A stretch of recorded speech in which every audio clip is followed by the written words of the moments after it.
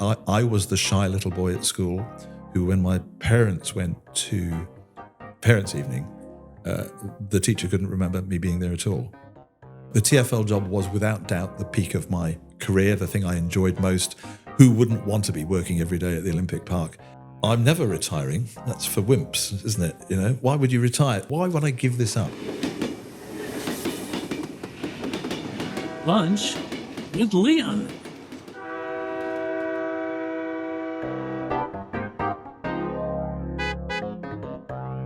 Welcome to a very special Christmas edition of Lunch with Leon. My name is Simon Lederman. It's clear that I'm not Leon Daniels, but I have known Leon for some time. In fact, I think we met halfway between the railway station and here earlier today. Leon, welcome to your own podcast. Well, thank you very much. This is a very odd experience because normally I'm the one fielding the questions and controlling how it all goes, and now it's you. It is. And I am, I should say, Simon Lederman. I'm a broadcaster.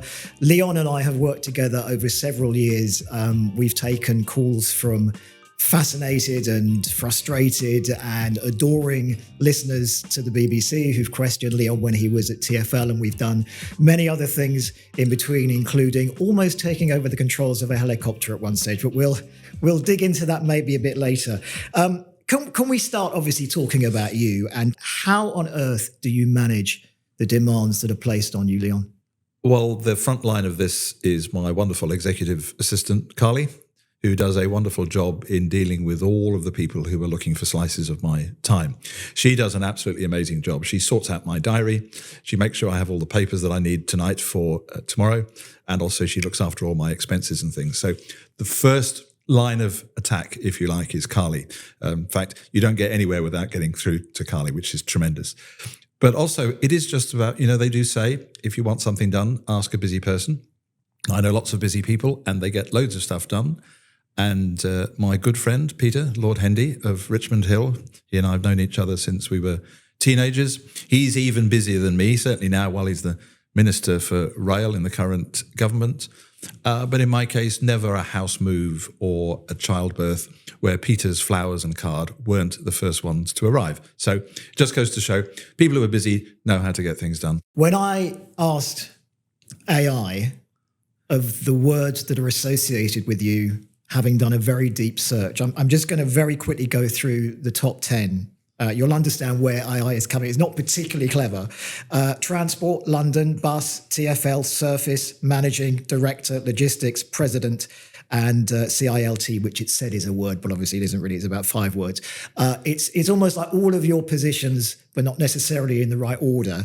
But there's something else that was missing from that list, which you don't have to talk about. I don't think you should, because I don't think you'll want to. But philanthropy, because I know so many people who you have helped personally, professionally, when they're in times of either professional crisis or personal crisis. Those things are not known about, but I do know, and I'm saying it for the people that I know you've helped, that really should be on that list. Well, Simon, that's very kind of you. And you're right, we're not going to talk about it, as you might imagine. But what's the point of being on this planet and not doing positive things? And that applies, I think, all the time. Right. I have to be very careful now because I'm going to move this microphone just a little bit. All right. And I'm going to give you the world's worst Christmas present. You have to open that and then you have to give it back to me. Look at this. This is extraordinary. Look at that. Thank you. It's my pleasure. Right. It is the world's worst present because you must give it back to me once you've got the contents. Okay. So this is... Right. You can't open the envelope. Oh, I have to give it back to you? You do. Okay. You do. There you go. Sorry. Further. Right. I've asked enough questions. We have questions from the audience, which I shall now, almost Academy Award style, open here. And the winner is? And the winner is always Leon Daniels, as we know. Right. So this is from Mark Griffin. The best bar you've ever been to? Right. In Barcelona, a beautiful James Bond themed 007 bar. Absolutely extraordinary. No advertising. You have to know that it's there. It's on a particular street corner. The door is locked. You have to tap on the door and remind them that you're coming in. and the cocktails are extraordinary. So James Bond 007 theme bar, Barcelona. Fantastic. I'm just going to write that down. Right. Belden Menkes says, Leon, what events or situations have you found most personally challenging over the time, and what lessons for others have you learned from them? So the most challenging ever was the terrible Croydon tram crash in November 2016, with 7 dead and 50 injured. The worst accident during my time in TfL. The worst accident in terms of fatalities and so on for many years. Absolutely shocking, because we hadn't expected to have such a serious event on a tramway where, frankly, the trams are mixing with the ordinary traffic, as well as having some freehold sections of track.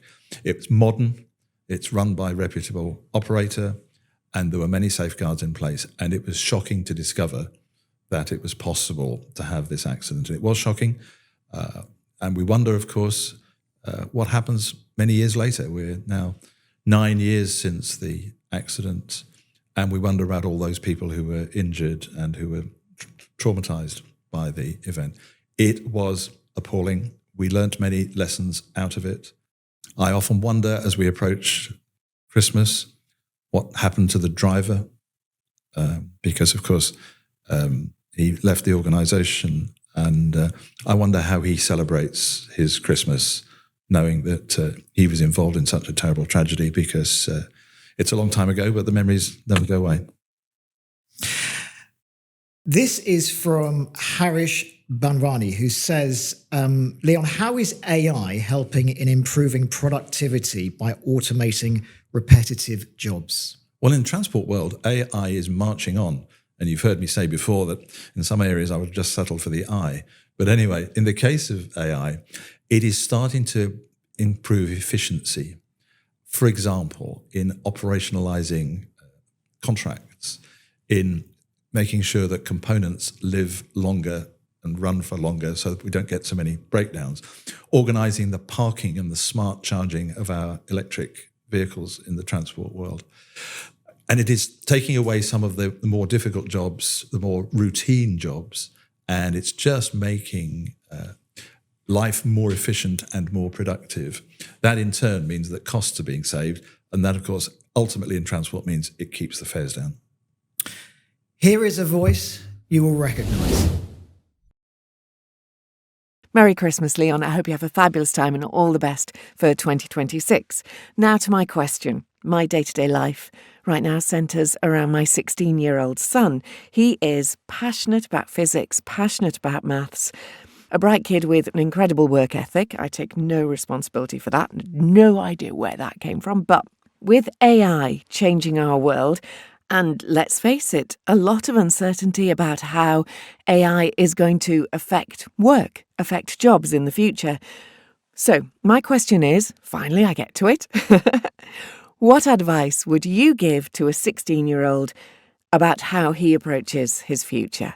Well, thank you, Emma, very much. Your voice is familiar to many of us because it's your voice that we hear on the bus and indeed on the Elizabeth line every day, because you're announcing all of the stops and the stations. Emma Hignett, we should give her her full name check. Bless her. Of course, the voice you hear on the bus and on the Elizabeth line is not her normal voice. She's a voiceover artist. She is, in fact, a Geordie. She comes from the north end of Durham. So, Emma, bless you, been a guest on this podcast more than once. And I'm going to tell you an Emma story. So in 2014, Emma was on one of our buses in Regent Street as part of an event we were having. And Emma, for free, would put her bus voice and say anything you wanted her to say into your phone.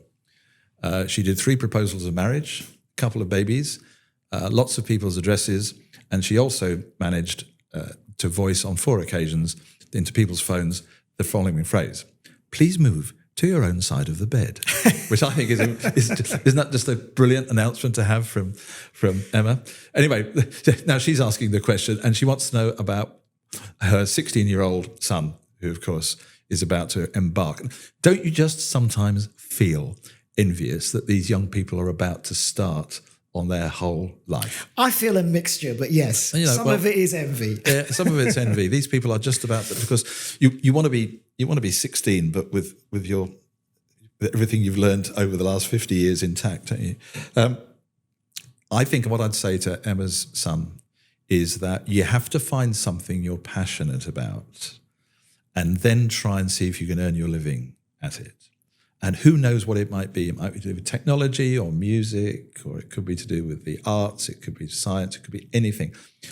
My recommendation is find something you're passionate about and see if you can't find a way of making it your livelihood. Because as we said earlier, if you're doing something you really enjoy and find satisfying, then you really are going to get a lot out of life. It's a tragedy, isn't it, to spend 8 hours a day, 40 hours a week doing something you hate in order to earn enough money to eat and live. So my recommendation, go find something you're really passionate about and really see what you can do with it. Especially since, unlike Simon, when you and I were 16, we didn't have the internet to do some of the heavy lifting for us. And frankly, everything that's available through online research, there's just somebody somewhere doing something about everything. And let's just see, Emma, your son, go do some serious research and see what you can do. I would also just say that, especially if you're 16, one of the things that hampered me in my career was I never really studied modern languages well enough. And what a huge disadvantage that has been for the whole of my life. And I know we have Google Translate, and I know all sorts of things are now possible.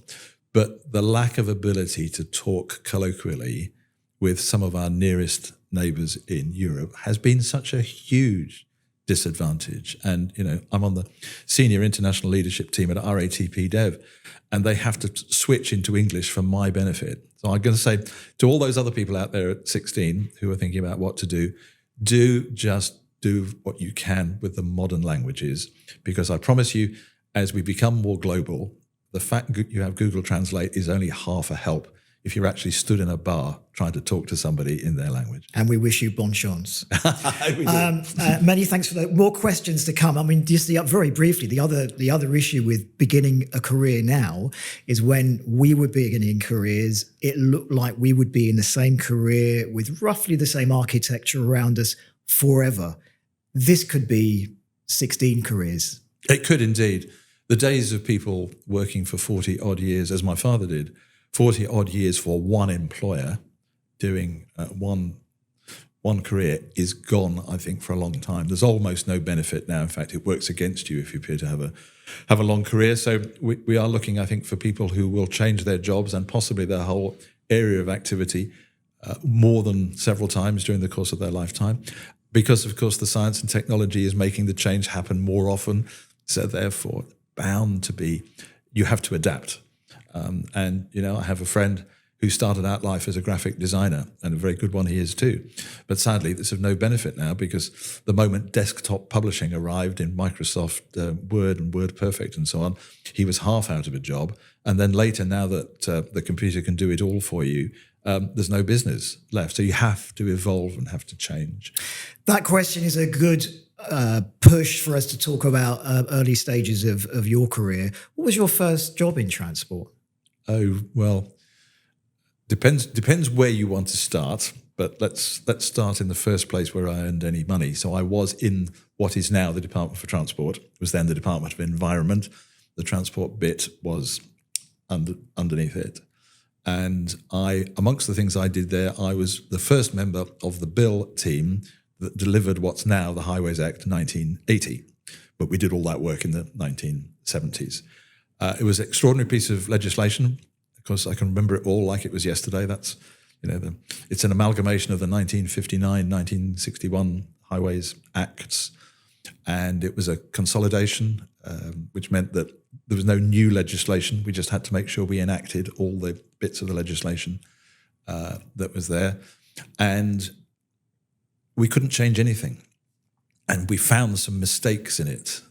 And I remember having these long conversations with the parliamentary draftsmen and ministers and so on about what we could do. Believe it or not, the Secretary of State had powers to lop down trees in the West Country, which was there because in the days before roads were made of tarmac, they were simply mud. And if you didn't cut down the trees, the sun didn't dry the mud, and therefore they were not navigable.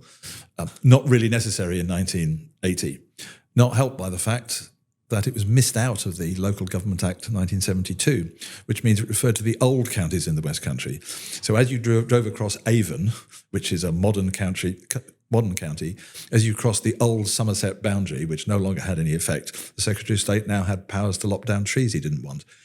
Bizarrely, this had to be reenacted in the 1980 bill, although it's been taken out subsequently. What great fun for a young person to be... Was it great? Can I say something?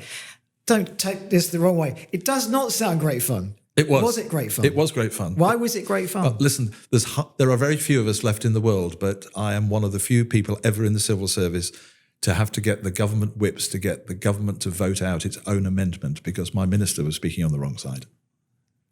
Okay. There's a bit of fun there. Isn't that great? Yeah, Isn't that just great? I'll take it. When was the first time that you walked through the doors of London Transport? Because that's been...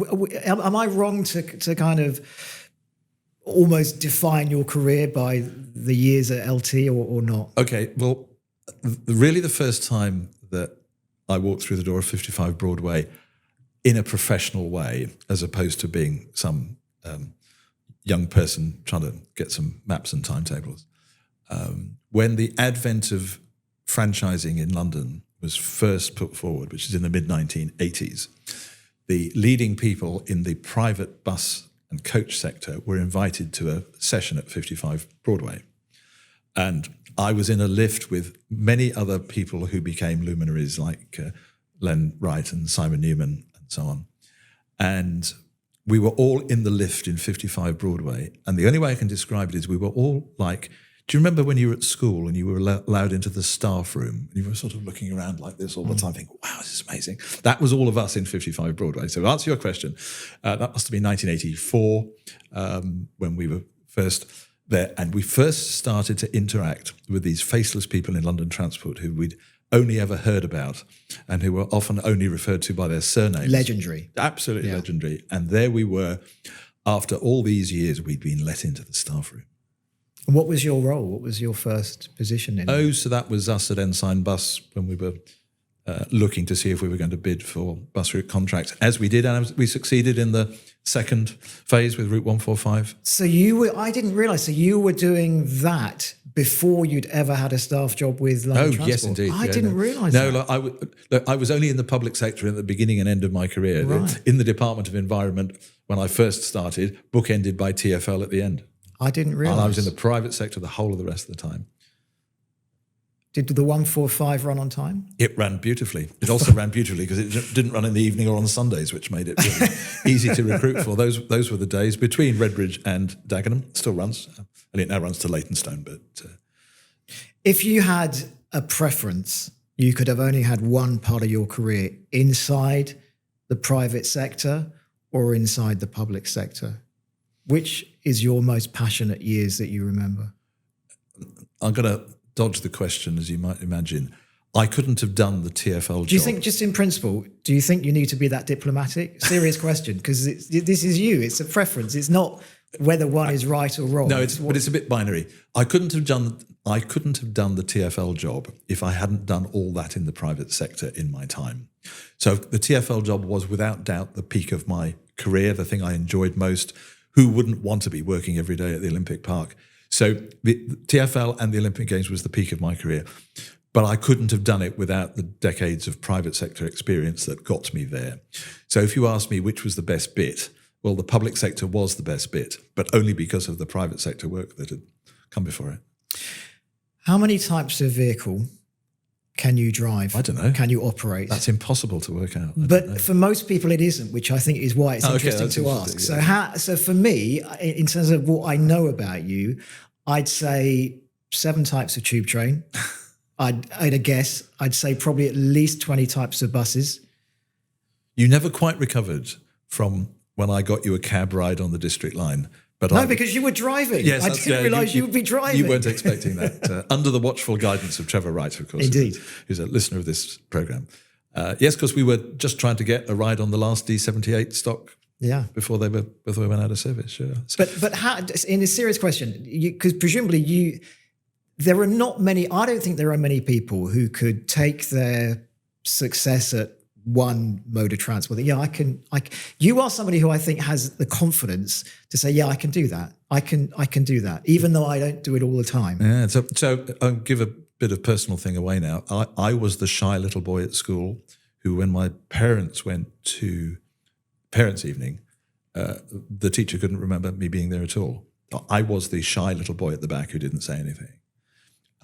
And which was a great disappointment to my father in particular, who was a very jolly, rotund Yorkshireman who saw fun in everything and, thought it would be normal to try and put an ice cream cone in the open mouth of somebody sleeping on the beach. He just naturally thought those things. Do you think were you funny. were quiet because you were in his shadow? It could have been so, but of course he died when I was 16. Right. And then my personality changed. So he never saw me being the sort of person that you've described. He only ever knew me as a shy little boy. So, but you always had, presumably, you had that confidence within. It just hadn't had a chance to. Yeah, well, as I say, either because I didn't get any chance because he was being the person that he was, or it hadn't developed at that time. I don't know. But then you say confidence, and this is a message to everybody, especially the young people. You can do anything you want if you put your mind to it. You can do absolutely anything, and people sometimes are negative, if you like, about ambition. But ambition sounds like you're going to push other people out of the way so you can succeed. That's not what I consider to be ambition. Ambition is about you yourself having the confidence and gaining the ability to do things that you might want to do. And so here I am at my age, absolutely fascinated to learn that I can, on my own computer at home, now start to get something that looks like me, talking about something that I haven't said in front of a scene that I haven't been in. I think that's pretty clever. And who wouldn't want to learn how to do that? Are you really here? I am definitely really here, yeah. One thing that really requires confidence, I think, for many people is going it alone. So you spent years in the private sector, you spent time in the public sector, you obviously have been in both, and the private sector can still be scary, even if there's people around you. Now, 2025 and in the past, you are now going it alone. Did that take a big decision? Oh, no. When I retired from TfL, I simply decided that I was going to do all sorts of different things. So there was no choice about it. I just it wasn't a big jump at all. It was just effectively just carrying on what I was doing before, but only doing the good bits. The great thing about working on your own, you only have to work for the people you want to work for, and you only have to do the things you want to do, and you can turn all the rest of it down. So that was relatively easy. And of course, I miss the TfL time, and I definitely miss the people. But actually, of course, my memory of it is the good bits. I actually don't much miss the bad bits, of which there were some, as there are in every job. So no, this is living a dream. I get to go to all sorts of places, do all sorts of things, meet all sorts of clever people, doing all sorts of clever tech. I mean, what's not to like about that? In fact, I listened to an interview the other day, Simon, Jonathan Frakes, Riker in Star Trek, who is a producer, director, writer, and actor. He's older than me, and the interviewer said, "When are you going to give up?" He said, "Why would I give up?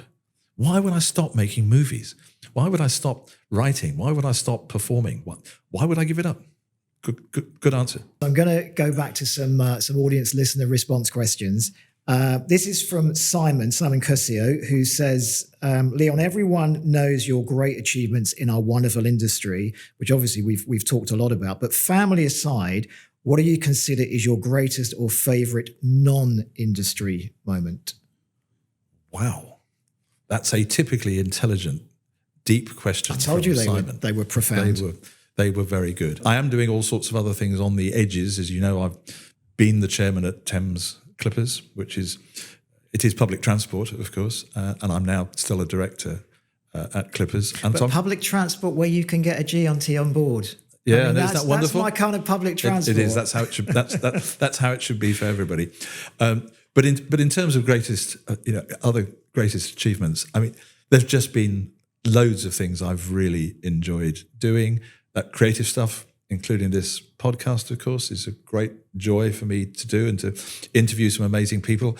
I mean, the guest list on this podcast, it's worth going back and listening to some of the older ones, and Will Whitehorn, who was Richard Branson's right-hand man, was there doing an amazing episode about space travel and everything we can learn now from satellites, and how there's less food going rotten in the docks as a result of space technology, all sorts of wonderful things. So, that's not transport at all. Songfest. I wonder why you would choose that. So, how do we get into Songfest? So, a very old friend of mine is a pop star from the 1970s. His name is Dean Friedman. And many listeners will have heard Dean Friedman's famous song, which made it to the top of our charts, Lucky Star, which he sang in a duet with a wonderful American lady called Denise Marcer. So I've known Dean a very long time. He and I are about the same age, and he still gets great enjoyment for doing the things that he likes doing, which is mostly to do with music and singing and putting on concerts and so on. Songfest is a particular event that we do together, and we do this because it's a way of combining some older, aging pop stars and some Who've still got it, by the way. Who've still got it. They've still got it. Who absolutely still got it. And we pair them up together at this event with some young and upcoming musicians. So young and upcoming musicians get the chance to play with Mike Batt, for goodness sake, with Graham Gouldman, for goodness sake. With Tom Robinson. And this year with Tom Robinson. Who wouldn't want to sing 2468 Motorway with Tom Robinson if you're a 20-year-old budding young musician? So Dean headlines this, coming back again, August Bank Holiday, Friday, Saturday, Sunday in 2026 at a hotel in Rugby, the Draycote Hotel. Again, go to the website for Songfest and you will see Dean, you'll see Richard Digance, you'll see a whole heap of stars and some new people. And from Ed Adu and your good self, we'll be in good company. Did you ever imagine you'd get up to, we're into the 100 and teens now with your Lunch with Leon podcast, of which you are an esteemed guest this week. Did you ever imagine it was going to get into triple digits? No, never. In fact, the lifetime of podcasts is very short. No, I never imagined it would, but it's great fun. And it's non-transport related. I promise you, I'm spending my evening editing the audio of some of these podcasts, and it's great creative fun. In fact, I often think that my favourite part of it is mixing all the tracks together at the end, which is not my skill at all. That's your skill. We'll find out at the end of this. This is Nigel Wood, who asks you, what has been the most significant change you've witnessed in the transport industry over the past 45 years? So, the biggest thing, I guess, over the last 45 years has to be the move away to net zero. That has to be the biggest move. We've been refining the diesel engine now ever since, well, as you know, one of the reasons why the firm Ricardo exists is that Sir Harry Ricardo was commissioned by the UK government because during World War I, the black smoke coming out of the diesel engines told the Germans where our tanks were. So Sir Harry Ricardo refined the diesel engines sufficiently well that diesel replaced petrol as the energy source for buses, coaches, and trucks. Fast forward, we've been refining the diesel engine decade after decade. This move to zero emission, net zero energy is extraordinary. The science for hydrogen, the science for battery electric is extraordinary, and everything about it is different. We've been running our transport business on the basis that our buses and trucks and coaches leave the depot every morning full of fuel. Now this is a whole different ball game. So that I think, Nigel, that this whole move to zero emission is one of the biggest steps that we've had to take. And it's not. We tried in the early 1970s, but we didn't have the battery technology or the software, and now we do. Here's another voice you might recognise. Hi Leon, it's Peter here on a Sunday afternoon, having done my paperwork, done all the odd jobs, not going anywhere smart, so I don't need to shave or put on a tie. What I'd like to know is, what lessons for the future can we derive from our past? That's a good question for people as old as you and me. Cheers, bye. Well, Peter, of course, remembers that when for a period of time my bus company in London was owned by the Hong Kong Chinese, our wonderful chairman, T.T. Choi, dead now, I'm afraid, he brought a delegation of people from Hong Kong. And during his time in London, we took a trip to the London Transport Museum because we were hoping that he would agree for us to be corporate sponsors. And before the last of the 50 Chinese delegation went in through the front door, TT was coming out. And I thought, this has gone terribly badly. This is really bad. And I said, oh, TT, what's the... You didn't like it? He said, no, it's fine. Yeah, we become sponsors. And I said, well, you've only been in like 5 minutes. He said, it's very simple. Answers to all the troubles of today contained in our history. And that's really useful. And Peter's question is on point with that.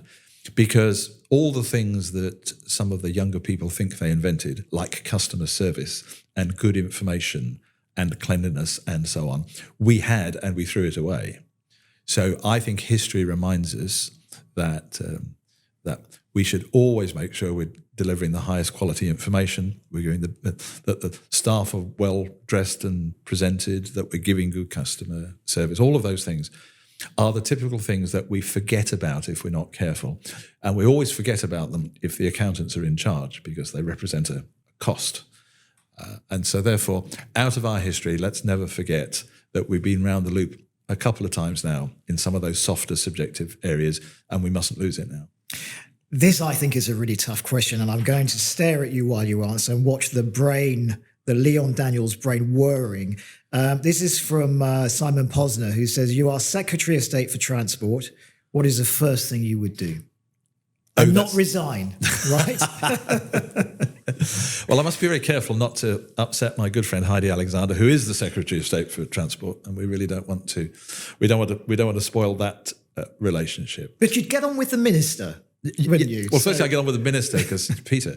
But don't worry. Although Peter and I have worked together on several occasions, I have no intention of becoming the Secretary of State. So we can have. Well, that's what they all say. I think. But what is the first thing you would do? Well, it's a tough one, because really, when you take on a job like that, the first thing you should do is listen and learn. It's quite easy to turn up and start firing off shots, but actually listening and learning is such an underrated business attribute. It is just amazing if you listen and discover things. So before you do something, you have to absorb what it is that's going on and understand. So listening and learning sounds like a cop-out, but that is the first thing that you should do.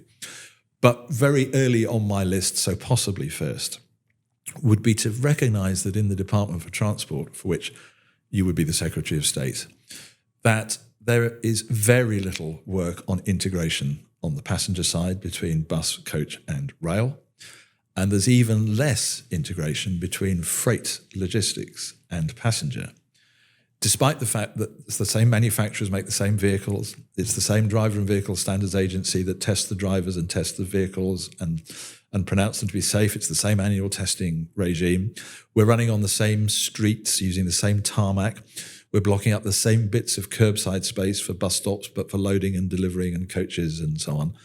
So the thing I would do, Simon, is I would knock down the wall that separates rail from everybody else in passenger transport, and then the floor between the passenger side and the freight logistics side. I think this may have to be the last question, but I'm going to, if we have time before we finish, I will try and find some more. But the questions have been fantastic, so thank you to all of those. Sadly, the answers haven't quite matched the quality, but there we are. Well, actually, funny enough, I was thinking if this were a job interview, you would be one of those candidates who would be sitting there, I'd be thinking, he's gotten a job. After feeling he's gotten a job. Caroline Wilson says, Leon, do you think the industry will ever reach 50-50 gender balance? If not, what do you think the main blocker to that is? Look, firstly, I'm sure it will. But although I take issue with 50-50, I have a different view about the gender balance. The balance of the staff should reflect the gender balance of the users. And if, as it may appear to be the case, there are more female than male passengers, then there should be more female than male staff. And that's everywhere from operating through to management and so on. So 50-50 isn't the aim for me. What we should do is we should reflect the gender balance of the users. Some quick fire from me, which hopefully will either get you in trouble because you have to think very quickly, or just make us learn a little bit more. And the reason I'm smiling is I did this to you, didn't I? You did. Your immediate reaction to the following, almost like you were on the psychiatrist's couch. Yeah, I'm feeling it. Renationalisation of GB Rail. The quick answer is simple. The public is demanding something different. The public isn't necessarily very clear what it would like, but it wants something different. And if it's currently in private sector hands, then it needs to be in public sector hands. I think it's fair that given the huge amount of money that's going into rail, which, as you know, is 3%, I think, of the whole government spend. If public money is going into it, the public has to have a say in it. So since the public is demanding a change, and since it is putting so much money in, it's got to be the right thing. Apologies for this London-centric pedestrianisation of Oxford Street. I'm against it, and I told the mayor I was against it in our time. It was, of course, I think, an election pledge, which is the reason why he's brought it forward. The reason I'm against the pedestrianisation of Oxford Street is there is almost no nightlife in Oxford Street. No restaurants, no pubs, bars, and so on. And therefore, when retail shuts down and goes home, at the moment, it's the traffic that keeps it clean. If there's no traffic and no nightlife, it could easily become quite unsavoury at night and overnight. So for the moment, at night, the traffic keeps it clean. Of secondary issues, there are tens of thousands of people that board and alight from buses in Oxford Street every day. And a lot of those people are actually staff. And these are lower paid retail staff for whom the underground is a much more expensive option. So for that reason, I would leave the buses in Oxford Street as well. And then there are these fanciful notions, which I love, including we should replace the buses in Oxford Street with a tram, to which I always say, where are you going to park them at night? You're going to put them in Hyde Park? Or where are you going to put them? The nearest depot would be Old Oak Common. So you'd have to build a tram all the way from Marble Arch to the other side of Paddington. So we're not going to have a tram in Oxford Street. We appear to be going to have pedestrianised Oxford Street. And I'm worried that it won't be such a nice place at night. HS2. Oh, my goodness. Well, we've probably started from the wrong end, didn't we? We should have started in the north and gone south. So HS2 is now such a terrible problem. You wouldn't start from here if you wanted to. Just about everything about HS2 is wrong one way or another. Mark Wilde is doing a fabulous job trying to get it under control. Mark and I work together in TfL. But, of course, the desire for such amazing line speeds means the technical sophistication is very complicated. The line has to be very straight. Because the line is straight, it has to go through people's land. They don't want it going through their land, so it's in cuttings or tunnels. You're only going to be in daylight for a short period on the journey. It's costing a phenomenal amount of money, driven especially by the line speeds, and not helped at all by the fact that the whole civil engineering work on HS2 is a cost-plus contract, which is a consequence of the failure of Carillion many years ago. So huge amounts of money, huge technical sophistication. Sadly, paraphrasing Macbeth, going back would be more difficult than to go forwards. Very briefly, last one, Waymo coming to London. Now, I know you've had experience of Waymo. This is autonomous cars. Waymo coming to London. Well, standing by for the huge abuse from the taxi trade that will follow as a result of this broadcast. Something new to you. Something I thought I'd finished with. So I was in a Waymo in San Francisco in September, and people said to me, "Did you feel unsafe?" And I said, "No, I felt unsafe by the crazy guy that drove me from the airport, who was hooting and shouting and veering all over the carriageway and shouting abuse out of the window. That was unsafe." The Waymo I rode in San Francisco was very calm, very quiet, driven beautifully, and just amazing. Little things like when it pulls up to drop you off, it's not aware of its surroundings, and it might be dropping you off in the middle of a football fight. So it just says, do you feel safe to leave the vehicle here? If so, say yes, and I'll unlock the doors. Isn't that lovely? That's really very good. So look, it's coming. It is very exciting. My colleague Christian Woolmar, another guest on this podcast, of course, doesn't believe it will ever happen. I think it will. But my prediction is the earliest autonomous vehicles won't be in the West End of London, really. The earliest ones will be more like 8, 10-seater super taxis that will emerge in some of our quieter suburban rail stations where there isn't the demand for ordinary public transport and where the equation of a vehicle and a driver makes it uneconomic. But actually take the driver out of the equation and a little 8, 9, 10-seater that takes you and several others from the railway station to 3 or 4 destinations in the vicinity. Technically easier, doesn't need to know everywhere to everywhere, just needs to know in the vicinity. And that's where we'll get all our experience on autonomous vehicles. But as I say, my absolute experience with Waymo has been absolutely brilliant. One last thing on autonomous vehicles, if I may. They will not be perfect, and there will be injuries and even fatalities. But on the roads of Great Britain at the moment, there are 4 or 5 fatalities a day caused by humans driving vehicles. So I simply leave that hanging. Autonomous vehicles will be safer but not perfect.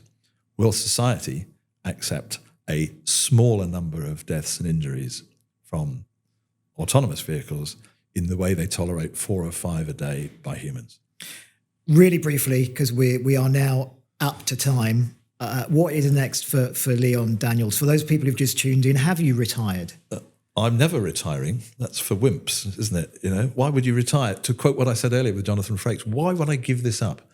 I've got taught, as you know, to create, perform, and put together music by an 18-year-old student in the Queensland University of Technology in Brisbane when I was there doing a speech. So I went and did my speech, and then this young student taught me how to do AI music. I mean, why would you give up? Why would you retire from that? So no, I'm afraid to say I'm here plaguing all of you, lobbying, representing, speaking my mind, and travelling until the doctor tells me I can't. And this is our Christmas edition, a special Christmas edition of Lunch with Leon. Tell us very briefly about Christmas in the Leon Daniels household. Oh, that's very simple. My wife's birthday is December the 30th, which is a terrible day for a birthday because you've just had Christmas and tomorrow is New Year's Eve. So I've learnt now for some years that I can deal with Christmas, birthday and New Year in one single air ticket. So we will be in Cape Town. Fantastic. See, this is why you're so good at your job. Thank you to all of those who sent questions through. Thank you to you, Leon Daniels, for your honesty, your absolute openness to talk about your time. And it's been an honour, albeit one-off, to host your own podcast with you. You'll be back next time. Happy Christmas to you watching and to you, Leon. And happy Christmas to you, Simon, and to all the people who are subscribing to Lunch with Leon.